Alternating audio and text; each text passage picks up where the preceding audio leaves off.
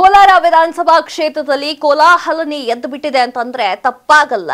ಮುನಿಸ್ವಾಮಿಯವರು ಈಗ 8% ಸಂಸದರು ಕೋಲಾರದಲ್ಲಿ. ಆದರೆ ವಿಧಾನಸಭಾ ಕ್ಷೇತ್ರದಲ್ಲಿರುವಂತಹ ಹಲವಾರು ಜನರಿಗೆ ಮುನಿಸ್ವಾಮಿಯವರಿಗೆ ಟಿಕೆಟ್ ಕೊಡೋದು ಇಷ್ಟ ಇಲ್ಲ. ಬಿಜೆಪಿಯವರಿಗೂ ಕೂಡ ಅಂದ್ರೆ ಹೇಳದ್ನಲ್ಲ, ವಿಧಾನಸಭಾದ ಕ್ಷೇತ್ರದಲ್ಲಿರುವಂತಹ ಕೆಲವಷ್ಟು ಜನರಿಗೆ ಮುನಿಸ್ವಾಮಿ ಅವರಿಗೆ ಟಿಕೆಟ್ ಕೊಡೋದು ಇಷ್ಟ ಆಗ್ತಾ ಇಲ್ಲ. ಕಾರಣ ಇಷ್ಟೇ, ಅವ್ರು ಹೇಳೋದು ಇಷ್ಟೇ, ಏನಂತಂದ್ರೆ ಬರ್ತದೆ ಓದ್ತದೆ ಅಂತ ಹೇಳ್ತಾ ಇರ್ತಾರೆ ಹೊರತು ಅಭ್ಯರ್ಥಿಗಳು ಅಭಿವೃದ್ಧಿ ಕೆಲಸವನ್ನ ಮಾಡ್ತಾ ಇಲ್ಲ. ಮುನಿಸ್ವಾಮಿ ಅವರು ಅಭಿವೃದ್ಧಿ ಕೆಲಸವನ್ನ ಮಾಡ್ತಾ ಇದೆ, ಹೇಗ್ರೆ ಅವರಿಗೆ ಟಿಕೆಟ್ ಅನ್ನ ಕೊಡ್ಬೋದು ಅಂತ ಕೆಲವೊಂದು ಗ್ರೌಂಡ್ ಟೇಬಲ್ ಮೀಟಿಂಗ್ ತರ ಅಲ್ಲಲ್ಲಲ್ಲಿ ಚಿಕ್ಕದಾಗಿ ಬಿಜೆಪಿಯವರು ಏನು ವಿಧಾನಸಭಾ ಕ್ಷೇತ್ರದಲ್ಲಿರುವಂತಹ ಬಿಜೆಪಿಯವರು ಮಾತನಾಡ್ಕೊಳ್ತಾ ಇದ್ದಾರೆ. ಇನ್ನೊಂದು ವಿಚಾರ ಹೇಳ್ಬೇಕಂತಂದ್ರೆ ಮುನಿಸ್ವಾಮಿ ಅವರು ಇದಕ್ಕೆಲ್ಲ ತಲೆನೇ ಕೆಡಿಸ್ಕೊಳ್ಳೋದಿಲ್ಲ. ನನಗೂ ಗೊತ್ತು ಡೆಲ್ಲಿಗೆ ಹೋಗೋದು, ಹಾಗೆ ನನಗೂ ಗೊತ್ತು ನ್ಯಾಷನಲ್ ಪಾಲಿಟಿಕ್ಸು, ನಾನ್ ಟಿಕೆಟ್ ಅನ್ನ ತೆಗೆದುಕೊಂಡು ಬರ್ತೀನಿ ಅಂತ ಹೇಳುವಂತಹ ಸಂದರ್ಭಗಳು ಇತ್ತು. ಆದ್ರೆ ಈಗ ಇಲ್ಲ.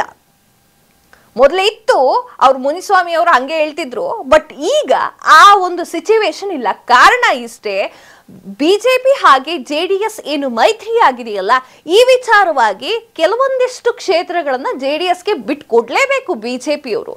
ಯಾಕಂದ್ರೆ ಮೈತ್ರಿ ಆಗಿದೆ. ಈ ಮೈತ್ರಿಯ ವಿಚಾರಕ್ಕಾಗಿ ಮುನಿಸ್ವಾಮಿ ಅವರಿಗೆ ಏನಾದ್ರು ಟಿಕೆಟ್ ಕೊಡದೆ ಹೋದ್ರೆ ಮುನಿಸ್ವಾಮಿ ಅವರು ಈಗ ಥಿಂಕಿಂಗ್ ಅಲ್ಲಿ ಬಿದ್ದಿದ್ದಾರೆ, ಯೋಚನೆಯನ್ನ ಮಾಡ್ತಿದ್ದಾರೆ. ಈ ಒಂದು ಮೈತ್ರಿ ಸರ್ಕಾರದಿಂದ ಟಿಕೆಟ್ ನನಗೆ ಕೊಡದೆ ಹೋದ್ರೆ ಅನ್ನುವಂತಹ ಥಿಂಕಿಂಗ್ ಅವರಿಗೆ ಬಂದಿದೆ. ಇನ್ನೊಂದು ವಿಚಾರ ಹೇಳಬೇಕು ಅಂತಂದ್ರೆ ಜೆಡಿಎಸ್ ನಲ್ಲಿ ಆಗಿರಬಹುದು ಅಥವಾ ಬಿಜೆಪಿಯಲ್ಲಿ ಆಗಿರ್ಬೋದು, ಹಲವಾರು ವಿಚಾರಗಳು, ಹಲವಾರು ವ್ಯಕ್ತಿಗಳ ಹೆಸರುಗಳು ಕೂಡ ಕೇಳಿ ಬರ್ತಾ ಇದೆ. ಆ ವ್ಯಕ್ತಿಗಳು ಯಾರು, ಯಾರ್ಯಾವ ವಿಚಾರಗಳಲ್ಲಿ ಅವರ ಹೆಸರು ಕೇಳಿ ಬರ್ತಾ ಇದೆ, ಕೋಲಾರದಲ್ಲಿ ಯಾಕೆ ಅವರ ಹೆಸರು ಕೇಳಿ ಬರ್ತಾ ಇದೆ ಅನ್ನೋದು ನೋಡಬೇಕಾದ್ರೆ ಮೊದಲನೇ ವ್ಯಕ್ತಿ ಬಂದ್ಬಿಟ್ಟು ಸಮೃದ್ಧಿ ಮಂಜುನಾಥ್ ಅವರ ಹೆಸರು ಕೋಲಾರದಲ್ಲಿ ಕೇಳಿ ಬರ್ತಾ ಇದೆ. ನಿಸರ್ಗ ನಾರಾಯಣ ಸ್ವಾಮಿ ಅವರ ಹೆಸರು ಕೂಡ ಕೋಲಾರದಲ್ಲಿ ಕೇಳಿ ಬರ್ತಾ ಇದೆ. ಹಾಗೆ ಮಲೇಶ್ ಬಾಬು ಅವರ ಹೆಸರು ಕೂಡ ಕೋಲಾರದಲ್ಲಿ ಕೇಳಿ ಬರುವಂತಹ ವಿಚಾರವಾಗಿದೆ. ಈ ಇಷ್ಟು ಜನ ಬಿಟ್ಟು ಮುನಿಸ್ವಾಮಿ ಅವರೇ ಬನ್ನಿ ಒಂದ್ಸಲ ಮಾತುಕತೆ ಆಡೋಣ ಅಂತ ಕುಮಾರಸ್ವಾಮಿ ಅವರು ಕರೆದ್ರು.